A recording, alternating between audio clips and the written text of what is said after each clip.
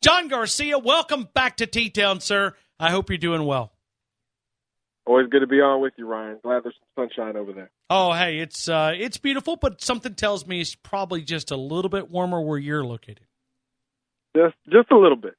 Spring training season is here, so we're down in Florida, and it's just a beautiful time of year, man. It's kind of our segue into spring football, if you will. So I'm enjoying it for sure. So now, how many baseball games have you caught since spring training's open up? Just left game number 3. Oh, okay. Yankees were in town, wanted to see Judge and Stanton, and of course they stayed inside in the air conditioning. So no dice there. I got you. Okay, so John, we want to spend some time, obviously, looking at the impact these new coaches are making at the University of Alabama. Just the first few weeks following National Signing Day, what's been the impact, and what can these guys go out and do right now?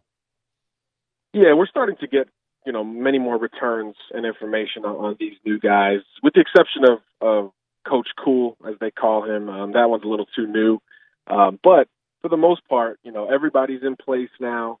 Everybody was able to participate in the Junior Day on Saturday, which I believe is the last one Alabama's going to host in terms of an all-out, this is the purpose of the day type of deal. Of course, they'll have recruits visiting almost every spring practice in the spring game itself. But in terms of a Junior Day where a lot of kids are coming to campus for this sole purpose, this was kind of the last one. So they wanted to make sure they made an impression. A lot of big-time visitors on campus, and I think we're getting the real returns from these guys. I've hinted at a younger, more energetic staff, and that's what we're seeing as we talk to more and more kids who were there on Saturday. Typically, when a kid gets a Bama offer, the excitement comes from the kid. But now we're seeing it kind of work both ways, where the kid is excited, but he's also, more comfortable with these Alabama coaches because they get excited too. It's some of the first few offers they are handing out in person, and those things are making a different impression. I wouldn't say a bigger or better impression, but a different impression. Typically, the Bama response is very businesslike, very serious, more times than not, and maybe there's one or two energetic coaches. But now kids are basically saying all these young guys are matching their energy when they get excited about picking up an offer and things like that. You still get the business side of it when you get in Nick Saban's office, things like that. But for the bulk of what I hear with these new guys, energy is kind of the common word, and comfort is right behind it. And obviously those are two very critical elements of recruiting. Kids want to feel the love and see it, but then they also want, clear direction and to be at ease with any transition. And obviously the Alabama coaching staff has gone under a bunch of transition these last few years.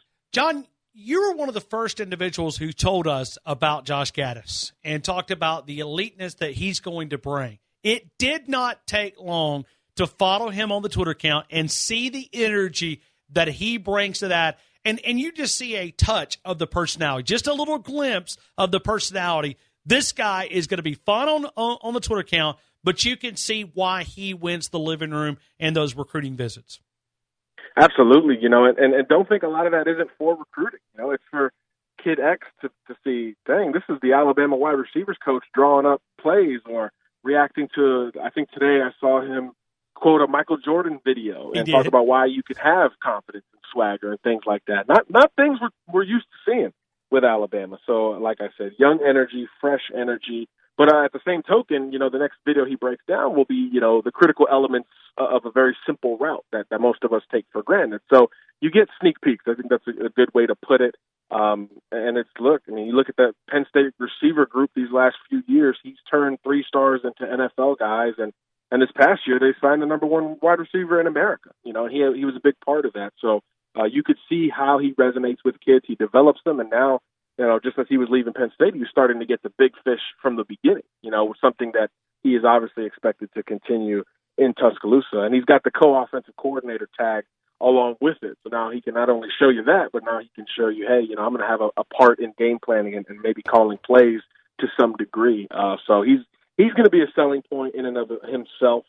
And I think it's a big reason why he made the jump from Penn State to Alabama. John, we were told last week by Bruce Feldman, he said in 5 years this guy will be a head coach somewhere in college football. Wouldn't be shocked. He's got the experience. He was at Vanderbilt under James Franklin, obviously went up to Penn State with him. And now, how many coaches have made an assistant job at Alabama sort of their last stop before getting a head coaching job. And we've seen guys jump to coordinator status and then right into head coaching status a year or two removed from even the position that Gattis is in right now. I mean, Billy Napier 2 years ago was the wide receivers coach, and now he's the head coach of the University of Louisiana Lafayette. So it's a path that has been taken before, but I can't remember an assistant at a particular position having kind of the build-up that Gattis has and the track record. I mean, he's even recruited the state well.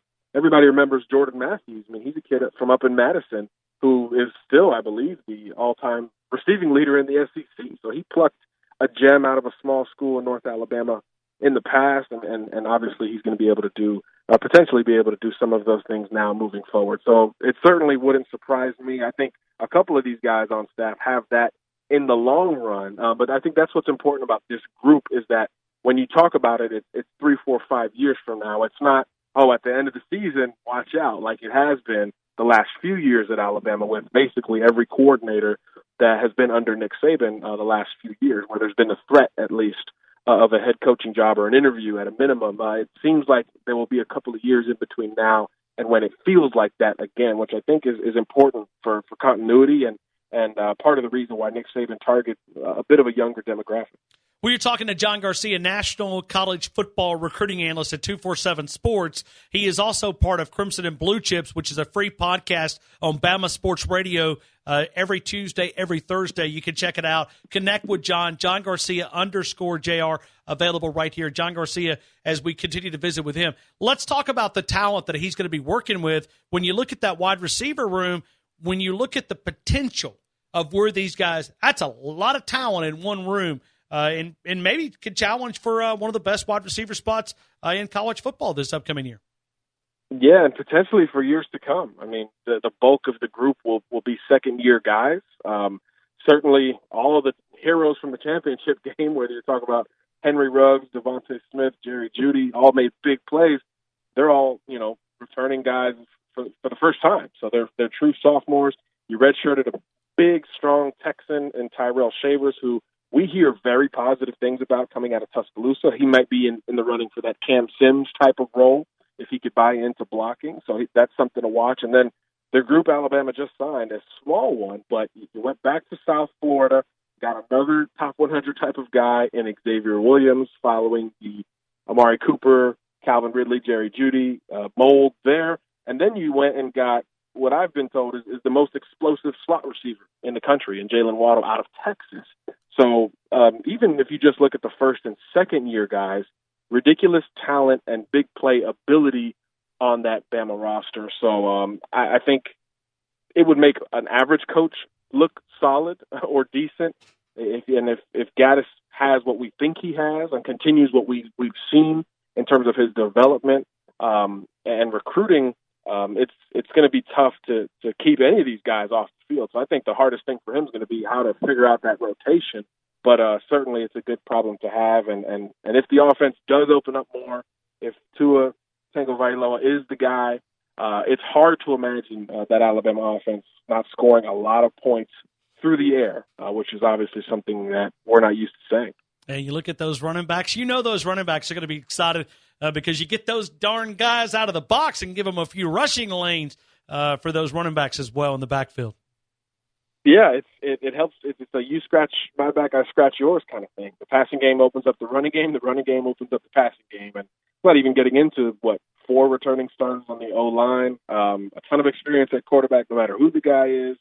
And there's some continuity with Mike Locksley being promoted. He understands all the personnel maybe better than any other offensive coach. So it's a very good problem to have. I don't think we'll ever think of Alabama as an offensive team from the jump, but in the next year or two, especially with the way football is going, they may have to just outscore a couple of teams to secure wins, especially when you think of, some of the Ole Miss games of the past, some of the Texas A&M games in recent years.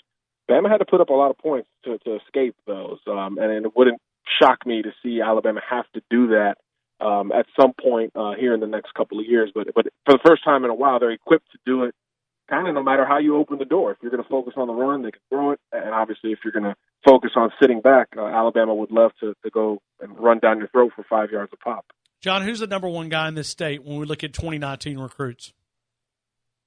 It's a good question. There'll be a battle, but for me right now, it's Clay Webb, state champion wrestler, Oxford High School, big, solid, and the most consistent interior offensive line prospect I've seen at camps, maybe in my brief history in this industry. He just doesn't lose reps when he moves inside for camp. Now, in high school, he's the best offensive lineman on the team, so naturally he's going to play left tackle, but everyone expects him to slide inside at the next level.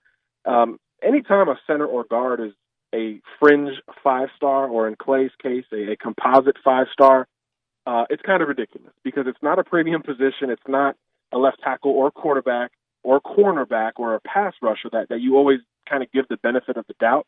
So that's how good Clay Webb is. He uses that wrestling background to a T. He's a movable, unbelievable anchor, competitive kid, and he kind of dominates you and walks away without saying anything, which is somewhat Alabama-like of him. So he's the top guy right now. There'll be a competition. There's another 5-star O-lineman, Pierce Quick, who's a Bama commitment at this point.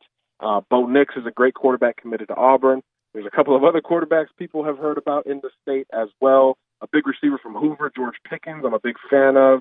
And then the top defender right now in the state, Christian Williams, reminding a lot of people of Jalen Armour Davis. Very similar size, 6'1", 180, athletic, can play both sides of the ball. And obviously, Armour Davis was a top Alabama signee this past cycle. So it's a strong group in 2019. And literally, Ryan, every day we find a new kid that is on the verge of a Division I offer. So it's a beautiful thing. The state is loaded right now, and a lot of teams across the country are aware, and they're preparing to raid Alabama, which is good for everybody involved. So with that, maybe that's why Nick Saban sort of putting the fence up, right? I mean, the wall around the state of Alabama here. Yeah, I mean, look, 2 guys were in last year's class, and that's going to be the exception. The rule is always going to be more, 4, 5, 6 guys. But this class, because of the strengths and because of the positions that some of these kids play, they happen to be big needs for Alabama. This is a year Bama's probably going to take 2 quarterbacks. There's 2 within an hour's drive that have unbelievable ties to the program, and Talia Tagovailoa and Paul Tyson, great-grandson of Bear Bryant. Offensive line, big need. You only signed 2 in 2018. Well, guess what?